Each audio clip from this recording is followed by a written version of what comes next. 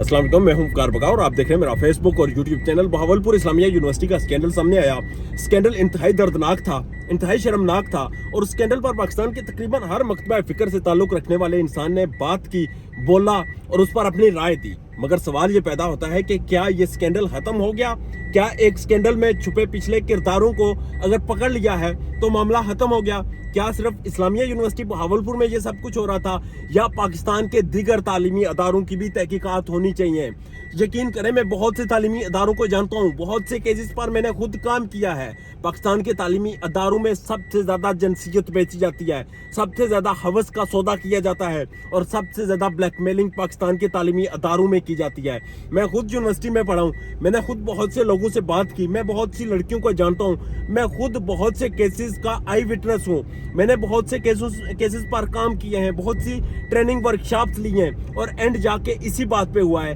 कि पाकिस्तान के तालीमी इदारों में दरिंदे बैठे हुए हैं। ये दरिंदे जो कि हाईली एजुकेटेड हैं, ये वो दरिंदे हैं जो कि बहुत ही ज़्यादा पेशावर तरीके से, बहुत ही टेक्निकल तरीके से बच्चों के दिमागों पर असरअंदाज होते हैं और फिर उनकी जिंदगियों को अजीरन कर देते हैं। आप अंदाजा लगाएं, एक बाप जिसने अपनी मासूम बेटी को पढ़ने के लिए घर से बाहर भेजा था और वो मासूम बच्ची जिसे पता नहीं था, जो उस्ताद उसका रूहानी बाप था, जो उसके बाप की जगह था और जिसे वो अपने बाप की नजर से देखती थी, वो उस्ताद जो उसके लिए इंतहाई मोहतरम था, वो उसके जिस्म को नोच रहा था, वो उसके जिस्म को खा रहा था और उसकी रूह को छलनी कर रहा था और उसे पता नहीं चला। आप यकीन करें, पाकिस्तान में ऐसे हजारों केसेस आपको मिलते हैं। आपके सामने एक चीफ सिक्योरिटी अफसर नजर आया, वो चीफ सिक्योरिटी अफसर जिसे इसलिए तैनात किया गया था कि वो कुछ पढ़ा लिखा शख्स था, एक डिसिप्लिन अदारे से रिटायर्ड होकर आया था, शायद वो चीज़ों को बेहतर तरीके से लेगा। मगर उस बदबख्त शख्स ने वहाँ पर एक ऐसा धंधा खोला, जिस्म फरोशी का एक ऐसा नेटवर्क उसने चलाया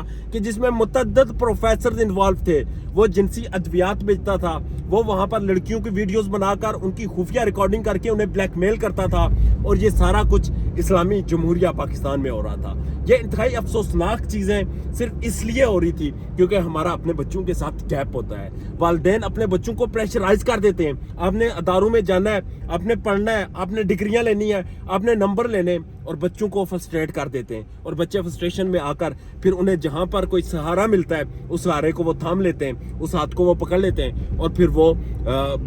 उनकी ज़िंदगी जो है वो इंतहाई दर्दनाक हो जाती है, उनकी ज़िंदगी इंतहाई तकलीफ दे हो जाती है और फिर उनको आगे कुछ सूझता नहीं। जब आप एक जगह से आपको जिल्लत मिलती है, एक जगह से जब आप ठुकरा दिए जाते हो, उसके बाद दर दर से आपको ठुकराया जाता है, दर दर से आपसे बदले लिए जाते हैं और दर दर से आपके साथ फिर वही सलूक किया जाता है जो आपकी तालीमी दरसगाह में किया गया था। यकीन करें, इस्लामिया यूनिवर्सिटी बहावलपुर का स्कैंडल सुनकर मुझे बिल्कुल भी हैरत नहीं हुई क्योंकि मैं जानता हूं जिस यूनिवर्सिटी में पढ़ता था वहां पर 90% बच्चे ड्रग्स लेते थे, वहां पर लड़कियां रात को पार्टीज के लिए जाती थी, वहां पर लड़कियों ऐसे ऐसे घिनौने धंधों में मुलव्वस थी जो मैं इस वक्त बयान भी नहीं कर सकता। और वो तमाम लड़कियां सिर्फ इसलिए मुलव्वस थी क्योंकि उनके घर वालों की उन पर तवज्जो नहीं थी। घर वाले शायद ये समझते हैं कि वो बहुत ब्रॉड माइंडेड है, वो अपने बच्चों को घर से बाहर भेज देते हैं और वो पढ़ने के लिए उन्हें पैसे दे देते हैं। ये बच्चों के साथ मुखलसी नहीं है, ये अपने बच्चों के साथ दुश्मनी है। अगर आप अपने बच्चों के साथ मुखलस हैं, अपने बच्चों के साथ आपकी लॉयल्टी है, तो आप उनको साथ रखें, आप उनको खुद छोड़ें, आप उनको खुद लेकर आएं, आप एहसास जिम्मेदारी दिखाएं और आप उसके बाद फिर पता यूं चलेगा कि आप अपने बच्चों के साथ कितने मुखलस हैं, आप अपने बच्चों के साथ कितने लॉयल हैं। मगर यहाँ पर हो ये रहा है कि वालिदैन ब्रॉड माइंडेड के नाम पर, एक आज़ाद ख्याली के नाम पर अपने बच्चों को इस बेरहम और दरिंदा सिफ्त माशरे की नज़र कर देते हैं और ये माशरा उन बच्चों को नोच खाता है और फिर सवाल करता है कि कौन है जिम्मेदार।